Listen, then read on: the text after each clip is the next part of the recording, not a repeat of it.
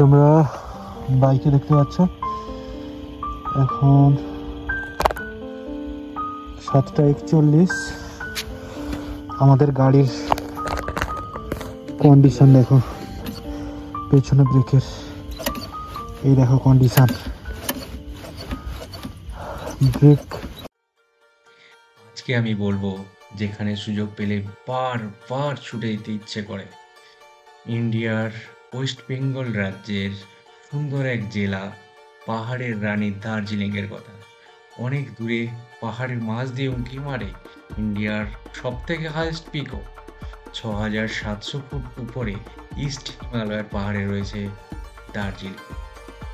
দার্জিলিং শুধু তার হিস্টোরির জন্য নয়, এখানকার কালচার খুব পপুলার, যা এখানে প্রতিদিন সকালে নতুন এক কাহিনী তৈরি করে।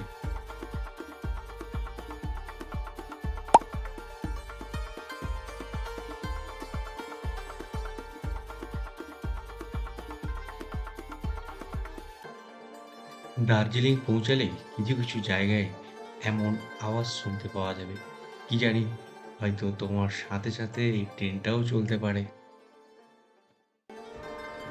দার্জিলিংয়ে সর্বপ্রথম টয় ট্রেন 1881-তে শুরু হয়েছিল। তখন থেকে আজ পর্যন্ত দার্জিলিংয়ের পাহাড়েই ঘুরে বেড়ায় এই ট্রেন। যখন তোমরা এই ট্রেনে বসবে, শুধু এক্সপিরিয়েন্স হবে না, তোমাকে পাহাড়ের সুন্দরতাও দেখাবে এবং দার্জিলিংয়ের মনে উঁকি মারাবে। ইন্ডিয়ার সব থেকে উঁচুতে এই ট্রেন চলে।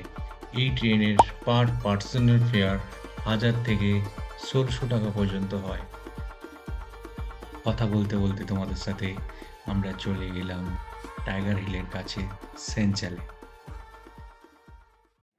অনির্বাণ এই পাথরের উপর একটা রাইড দিতে চাইছিল, আর আমি সেটার ভিডিও করছি। তারপর এখানে আমরা কিছু ফটো তুলবো, কিছু ভিডিও করব, তারপর আমরা বেরিয়ে যাবো সোজা টাইগার হিল। আমরা এত লেটে এসেছি, বাট তবুও এখান থেকে কাঞ্চনজঙ্ঘা দেখতে পাচ্ছি। জানি না টাইগার হিলে পৌঁছানোর পর কি হবে, বাট এখানে বেশিক্ষণ দাঁড়াবো না, খুব জলদি আমরা বেরিয়ে যাবো।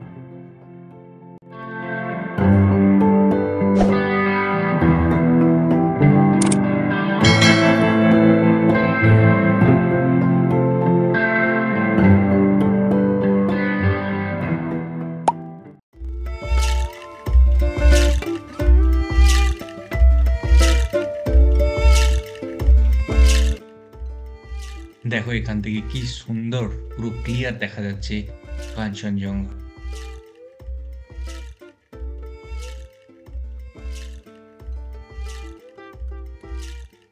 আমি এই ক্লিপটার সাউন্ড মিউট করে দিলাম, বাট তোমরা কমেন্ট করে জানাও যে আমি কি বললাম। समझदार लोगों को इशारा ही काफी है। অবশ্যই তোমরা জানাও খুব রিসেন্ট কারা কারা দার্জিলিং এসছিলে বা আসবে, এবং আমার এই প্লেসের ভিউটা কেমন আসছে অবশ্যই কমেন্ট করে জানাও।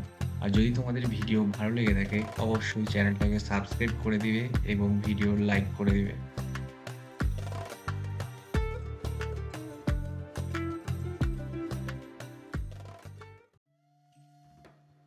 এরপর আমরা বেরিয়ে পড়লাম টাইগার হিলের উদ্দেশ্যে। আর মাঝখানে দাঁড়িয়ে আমরা দুজন কিছু ফটো নিলাম, কিছু ভিডিও নিলাম। এত সুন্দর, মানে জঙ্গলটা, পাইন গাছের বন, দারুণ দারুণ লাগছে। তাই একটু দাঁড়ালাম নিচে, অনেকটাই মানে পাইন গাছ এত নিচ থেকে এসছে, মানে পড়লে কোনোভাবে ওঠার ওখান থেকে রাস্তাই নেই। আর দাঁড়িয়ে বেশ অনেকক্ষণ একটু দাঁড়ালাম, নিলাম, বেশ দারুণ লাগলো।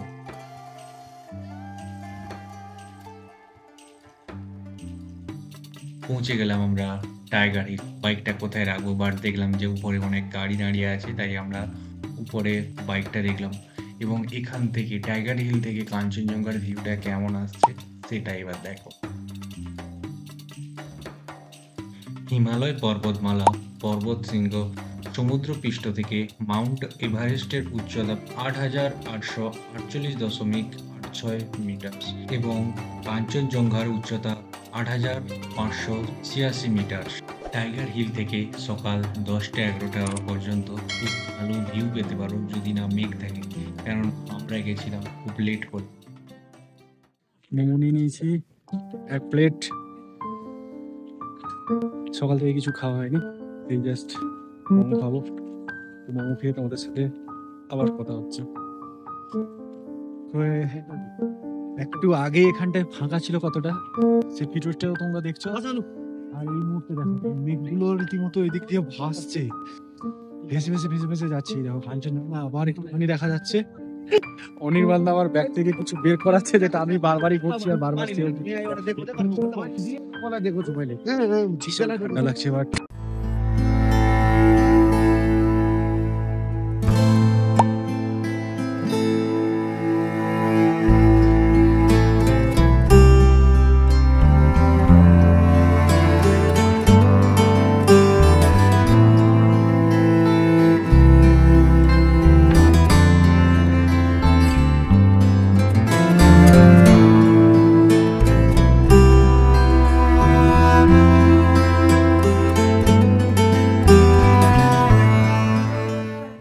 এখান থেকে তোমরা দেখতে পারো, দেখো পেছনের ভিউটা দেখা যাচ্ছে ওখানে, আর এদিক থেকে যাচ্ছে মেঘ।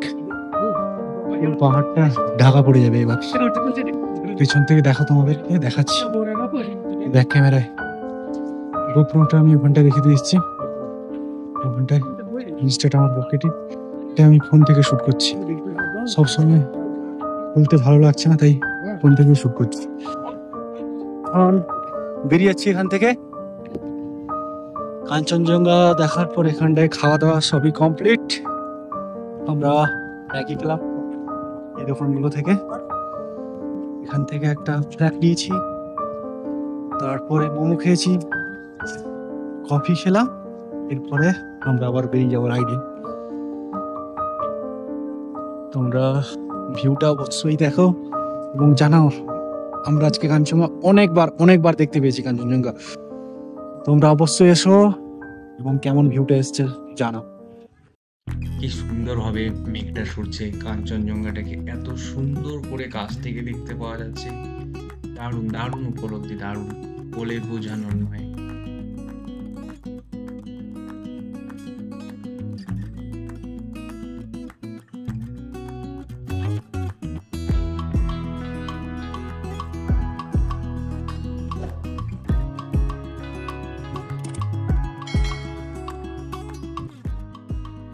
এখানে শুধু খাবারের দোকান নেই, রয়েছে শীতের পোশাক, কসমেটিক এবং পাহাড়ের বিভিন্ন রকমের ট্রেডিশনাল জিনিস।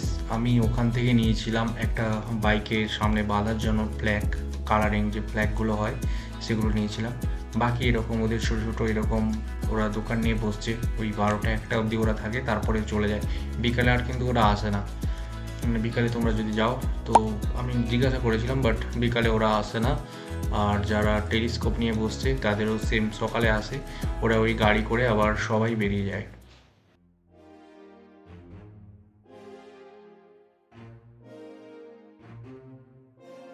কথা বলতে বলতে তো আমি ভুলেই গেছি যে তোমরা এখানে কীভাবে আসবে। মোটামুটি তোমরা যদিও জানো, বাট আমি বলে রাখছি, এখানে আসার জন্য কিন্তু যানবাহনের কোনো সমস্যা নেই। প্লেনে আসতে পারো, ট্রেনে আসতে পারো, সাইকেল চালিয়ে আসতে পারো, আমার মতো বাইক নিয়ে আসতে পারো, বাসে করে আসতে পারো, যেভাবে খুশি আসো, কোনো সমস্যা নেই। যদি তোমরা কলকাতা থেকে আসছো ট্রেনে করে, আমি বলে দিই, ট্রেনে করে যদি আসো তোমাদের নিউ জলপাইগুড়ি আসতে হবে। নিউ জলপাইগুড়ি থেকে তোমাদেরকে শিলিগুড়ি যেতে হবে। শিলিগুড়ি থেকে তোমাদের প্রচুর অপশান পেয়ে যাবে, ওখান থেকে কিন্তু টয় ট্রেনেরও ব্যবস্থা থাকে যদি না কোনো প্রবলেম হয় রোডের।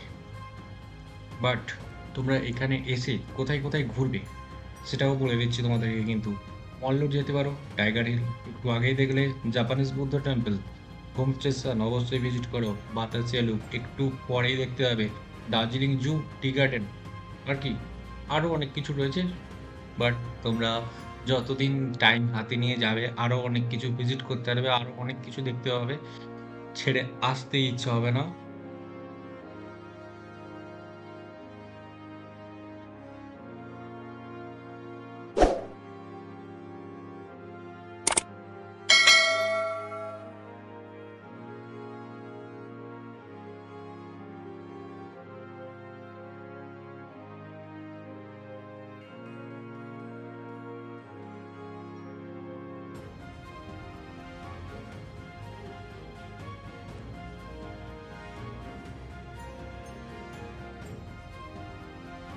টাইগার হিল থেকে বেরিয়ে আমরা এখন যাচ্ছি বাতাসিয়া লুপ।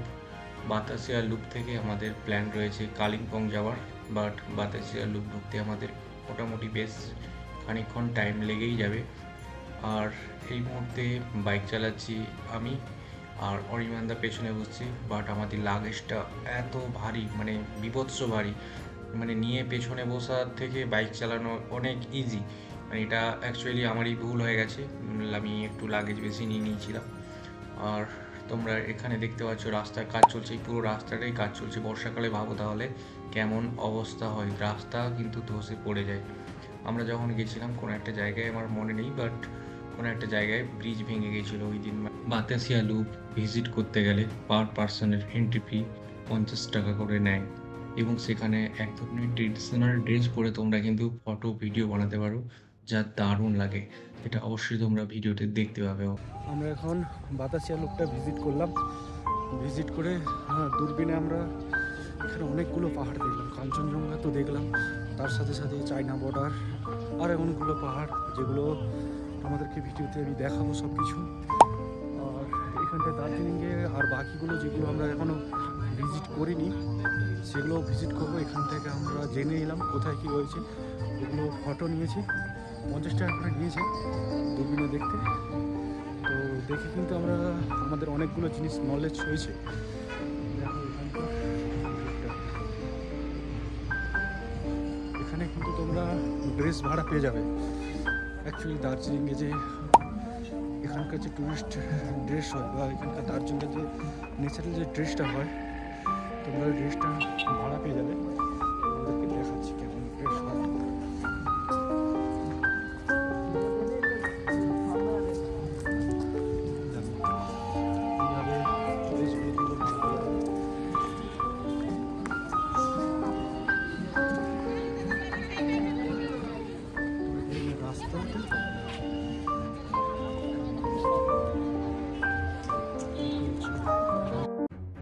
আমি তোমাদেরকে প্রথমেই বলেছিলাম যে হয়তো তোমরাও চলবে আর তোমাদের সাথে সাথে এই টয় ট্রেনটাও চলবে।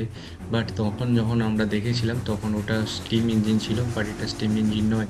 কিন্তু আমরা যখন বাতাসি লুপটা ভিজিট করছিলাম এই টয় ট্রেনটা আসে, আর এই টয় ট্রেনগুলো কিন্তু অনেকক্ষণ ধরে দাঁড়ায়। এই স্টপেজগুলো দাঁড়িয়ে দাঁড়িয়ে যারা টয় ট্রেন ভাড়া করে যারা যাচ্ছে, যারা ভিজিটার রয়েছে, তাদেরকে দাঁড়িয়ে এই লোকেশনগুলো দেখায়, 15-20 মিনিট আধ ঘন্টা দাঁড়ায়, তারপরে কিন্তু আবার বেরিয়ে যায় এখান থেকে। আর আমরা সেই সময় কিছু ফটো তুললাম, কিছু ভিডিও নিলাম, তারপরে আমরা এখান থেকে বেরিয়ে যাব কালিম্পং।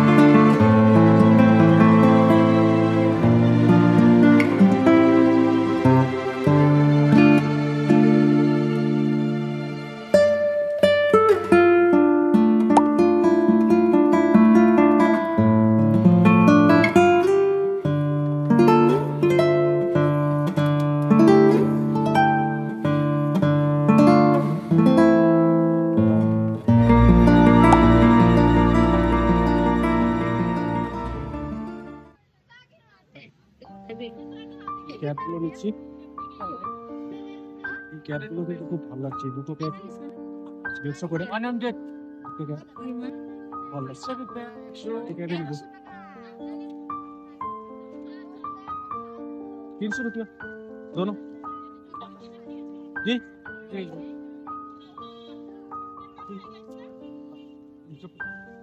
ক্যাব নিয়ে নিলাম, খুব দারুণ লাগছে দুটো ক্যাব। তো ক্যাব নিয়ে আমরা বেরিয়ে যাচ্ছি। আমাদের সাথে দুজন রাইডার দাদার দেখা হলো। একটা দাদার সাথে দেখা হয়ে গেলো, কলকাতা বাড়ি। তো দাদার চ্যানেলের নামটা কি? Polaroid on wheels. Polaroid audio. Polaroid on দাদার চ্যানেলটাও ছোটো, আমাদের চ্যানেলটাও ছোটো। দাদার চ্যানেলটা সাবস্ক্রাইব করে দেবো তোমরা। Thank you. দাদা কলকাতা থেকে এসছে আর আমার দুজন ফ্রেন্ড। ঠিক আছে, লেটস গো। বাকি রাইড খুব সাবধানে রাইড করো, তোমরা সাবধানে রাইড করো। চলো। তোমরা ভিডিওর প্রথমের দিকে দেখেছো যে আমার বাইকের পেছনে ব্রেকটা কিন্তু টোটালি ধরছে না, মানে জাস্ট ব্রেক ফেল হয়ে গেছিলো। তো সেটা তখন তো বলিনি, বাট এখন আমি বলছি। তো আমরা কন্টিনিউ বাইক চালাই এবং পেছনে ব্রেকটা বারবার প্রেস করে করে বাইক চালানো হয়, যেটা সেকেন্ড গিয়ার ছাড়া তো পাহাড়ে বাইক চালানো খুব টাফ। ওঠার সময়ও নামার সময় তাও আছে, কিন্তু ওঠার সময় সেকেন্ড গিয়ার ছাড়া বাইক চালানো খুবই টাফ, যেটা আমার এক্সপিরিয়েন্স, পার্সোনাল এক্সপিরিয়েন্স আমি তোমাদেরকে বলছি। এবং সেই মুহূর্তে মানে হ্যান্ড ব্রেকটা ইউজ করা খুবই ভালো। এবং আমরা যেহেতু নতুন গেছি, তো আমাদের অতটা নলেজ ছিল না। আমরা বেশি পায়ে ব্রেক করেছি, লেগ ব্রেকগুলো বেশি করে ইউজ করার জন্য ব্রেকটা ফেল হয়ে যায় গরম হয়ে। এবং তখন তো আমরা একটু ভয় পেয়ে বাইকে এরকম ব্রেক ফেল, আমাদের কালিম্পং ঢুকতে হবে, হোটেল বুক করা নেই, আমরা পৌঁছাবো এবং রুটও আমাদের কোনো আইডিয়া নেই, আমরা ম্যাপ দেখেই যাচ্ছি। তারপরে এরকম বাইকের এত বড় একটা সমস্যা, এবং আমরা অলরেডি কিন্তু নিচে নামছি তখন, ওই রাস্তাটাও কিন্তু নতুন এবং অন্ধকার। তারপরে ওখানে একজন দাদার সাথে দেখা হয়েছিল অনেক আগে আসার সময়, তো তারপরেও আমরা চলে এলাম। তারপরে ওই দাদাটা আমাদের 5-7 মিনিট পরে এলো এবং দাঁড়ালো যে আমরা ওখানে কেন দাঁড়িয়েছি। তো দাঁড়ানোর পরে হেল্প করলো এবং বললো যে এই সমস্যাটা হয়েছে, তোমরা একটুখানি বাইক হোল্ড করো, তারপরে অটোমেটিক ঠিক হয়ে যাবে। এবং সত্যি তাই হয়, অটোমেটিক ঠিক হয়ে যায় এবং আমরা মোটামুটি তারপরে কালিম্পং পৌঁছাই, কোনো সমস্যা হয়নি। এবং রাতে তোমরা দেখতে পাবে যে কেমন রাস্তা, রাতে পাহাড়ে রাস্তা কেমন থাকে আর কেমন করে আমরা মোটামুটি গেছি এবং বাইকের প্রবলেমটা কতটা হয়েছিল তোমরা পুরো ভিডিওটা এখানটায় দেখতে পাবে। আর অবশ্যই ভিডিওটা যদি ভালো লেগে থাকে লাইক করে দিবে, সাবস্ক্রাইব করে দিবে।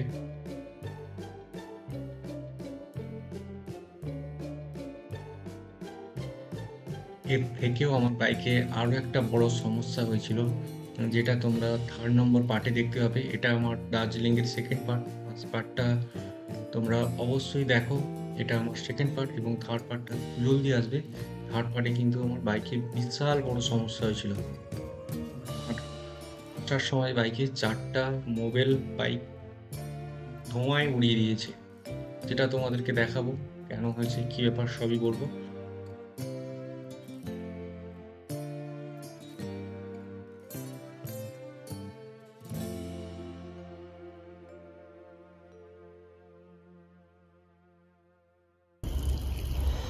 এখন বাজে 7:26, তোমরা বাইকে দেখতে পাচ্ছ।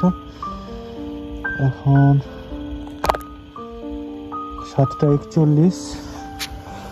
আমাদের গাড়ির কন্ডিশন দেখো, পেছনে ব্রেকের এই দেখো কন্ডিশন, ব্রেক জিরো হয়ে গেছে পুরো, ब्रेक फेल हो गया हमारा गाड़ी का। সামনের ব্রেকটা কাজ করছে বাট পেছনের ব্রেকটা পুরো জিরো হয়ে গেছে। डबल ডাবল স্ট্যান্ড করে দেখাচ্ছি। টানো ভিডিও পরে করবো না, টানো।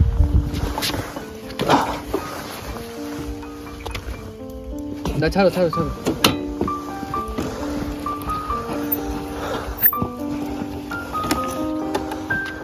ওদিকে ঘোরাও না।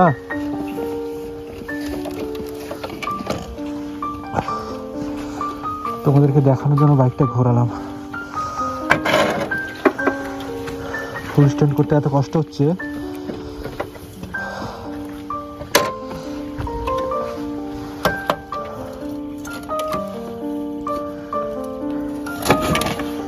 দেখাচ্ছি দেখো,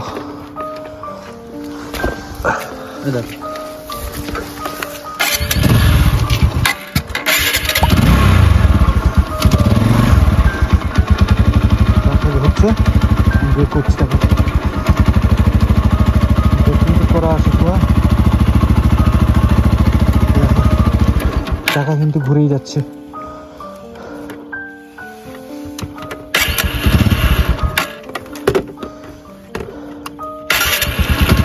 ব্রেক কিন্তু করাই রয়েছে, চাকা কিন্তু ঘুরছে পুরো, কোনোভাবে বিপদের সম্মুখীন হতে হলো। সামনের ব্রেকটা কোনো রকম কাজ করছে, ওইদিকে ব্রেকটা দেখা হয়েছে। ব্রেক শু কিন্তু আছে ঠিকঠাক। অটো লাইট পেয়েছে, বন্ধ হয়ে গেছে।